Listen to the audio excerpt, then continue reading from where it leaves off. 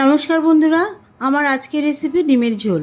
তবে ডিমের ঝোল হলেও রেসিপিটাতে আমি এমন কিছু মশলা ব্যবহার করব যেটা খেতে অসাধারণ লাগবে। আসুন তাহলে ভিডিওটা শুরু করি। ডিমের ঝোলের জন্য সবার প্রথমে গ্যাসে একটা কড়াই বসিয়ে দিয়েছি। দিয়ে দিচ্ছি সর্ষের তেল।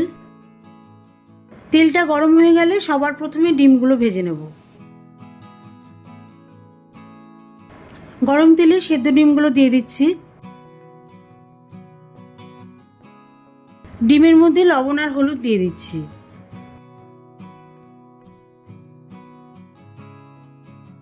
ডিমগুলোকে আগে থেকে কাঁটা চামচ দিয়ে ফুটো করে নিয়েছি, তাহলে ডিমগুলো ভাজার সময় আর ফাটবে না। চেষ্টা করবেন ডিমগুলোকে কোনো কিছু দিয়ে ফুটো করে নেওয়ার, অথবা ডিমগুলোকে একটা চাকু দিয়ে কেটে নেবেন, তাহলে ডিমগুলি ভাজার সময় আর ফাটবে না।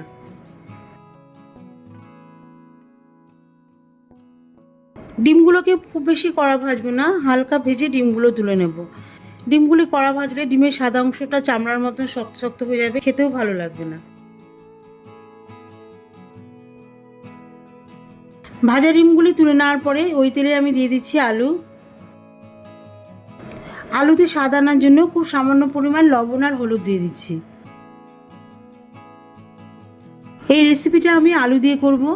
ডিমের ঝোলের ক্ষেত্রে আলু দিলে খেতে বেশি ভালো লাগে, আর ডিম কষা যদি খান তখন আবার আলু না দিলেও চলে। আর আলুগুলির সাইজ খুব বেশি ছোট করিনি, আবার খুব বেশি বড় করিনি, ডিমের সাইজ অনুযায়ী ডুমো ডুমো করে কেটেছি। আলুটা তাহলে ডিমের সঙ্গে দেখতে ভালো লাগবে।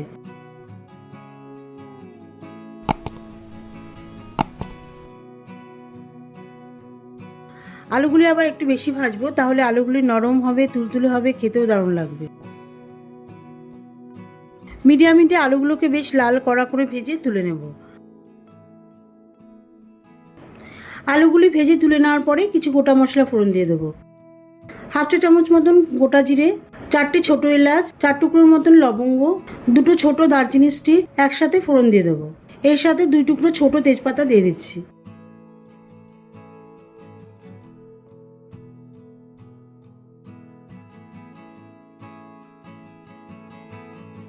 ফোড়নগুলিকে ভালো করে ভেজে নিয়ে এর মধ্যে দিয়ে দিচ্ছি 2টো মিডিয়াম সাইজের পেঁয়াজ কুচি। পেঁয়াজ কুচিগুলোকে গোল্ডেন ব্রাউন করে ভেজে নেব।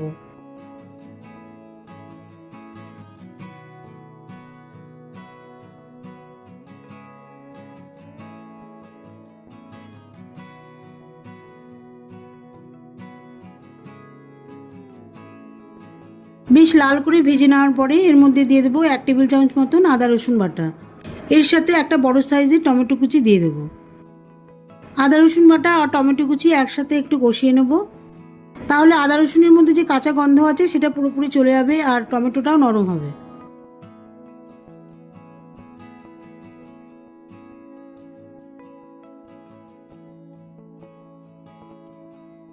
আদা রসুন বাটা আর টমেটো কষিয়ে নেওয়ার পরে দেখুন টমেটো কিছুটা নরম হয়ে এসছে। এখন কিছু গুঁড়ো মশলা দিয়ে দেবো। দিয়ে দিচ্ছি 1 চামচ জিরে গুঁড়ো, এর সঙ্গে দিয়ে দিচ্ছি ধনে গুঁড়ো, আর 1 চামচ শুকনো লঙ্কার গুঁড়ো দিয়ে দিচ্ছি। সবশেষে একটুখানি হলুদ গুঁড়ো দিয়ে মশলাটা ভালো করে কষিয়ে নেব।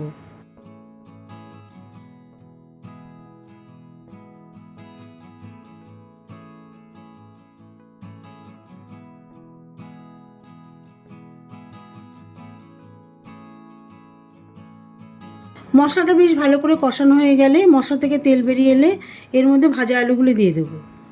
ভাজা আলুগুলো দিয়ে দেওয়ার পরে বেশিক্ষণ কষাবো না, জাস্ট 1 মিনিটের মতন মশলার মধ্যে কষিয়ে নেব।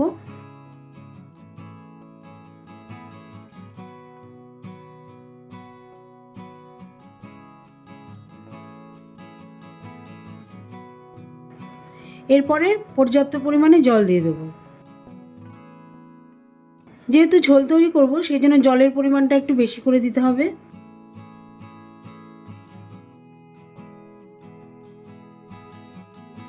ঝোলের মধ্যে 4টে হাফ চেরা কাঁচা লঙ্কা আর ঝোলের মধ্যে লবণের স্বাদ আনার জন্য সামান্য পরিমাণ লবণ দিয়ে দেবো।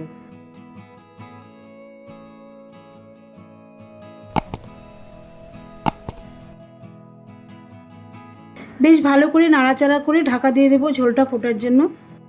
ডিম ভাজা থেকে মশলা কষানো অবধি আমি মিডিয়াম হিটে করেছি, আর এখন গ্যাসের ফ্লেম হাই করে দিচ্ছি। প্রায় 5 মিনিট পর ঢাকনাটা তুলে নিচ্ছি। 5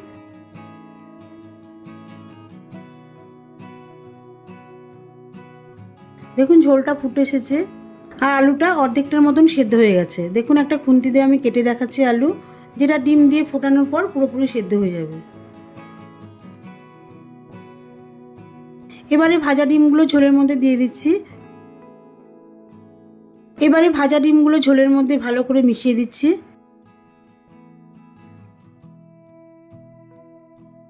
ডিমগুলি ঝোলের মধ্যে ভালো করে মিশিয়ে দেওয়ার পর ঢাকা দিয়ে দিচ্ছি।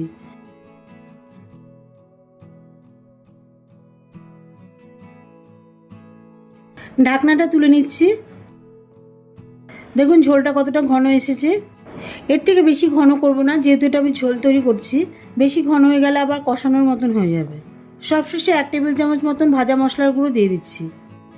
এই মশলার গুঁড়োটা ঝোলের মধ্যে ভালো করে মিশিয়ে দিয়ে জাস্ট 1 মিনিট মতন ফুটিয়ে ঢাকা দিয়ে দেবো। কি কি মশলা আছে বলে দিচ্ছি। এখানে গোটা জিরে আছে, গোটা ধনে আছে, দারচিনি স্টিক আছে আর 4 টুকরো এলাচ আছে। এইসব মশলাগুলো ভেজে আমি গুঁড়ো করে নিয়েছি। একবার এই মশলাটা তৈরি করে দিয়ে দেখবেন। ডিমের ঝোলের ক্ষেত্রে এই মশলাটা অবশ্যই দেবেন, এটার জন্যই কিন্তু ডিমের ঝোলের মধ্যে আলাদা একটা স্বাদ আসবে। ঢাকা দিয়ে গ্যাস অফ করে দেবো, তাহলে ঝোলের মধ্যে মশলার যে স্বাদটা সেটা পুরোপুরি মিশে যাবে আর ডিমের মধ্যেও স্বাদ চলে আসবে। 5 মিনিট পর ঢাকনা তুলে দেখাচ্ছি ঝোলটা কেমন তৈরি হলো।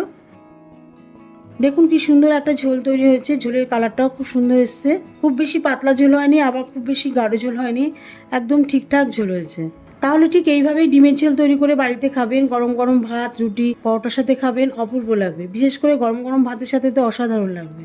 দেখা হবে পরবর্তী ভিডিওতে নতুন কোনো রেসিপি নিয়ে। ভালো থাকবেন, সুস্থ থাকবেন আর আমার চ্যানেলটিকে লাইক, কমেন্ট ও সাবস্ক্রাইব করে আমার পাশে থাকবেন আর অবশ্যই শেয়ার করবেন।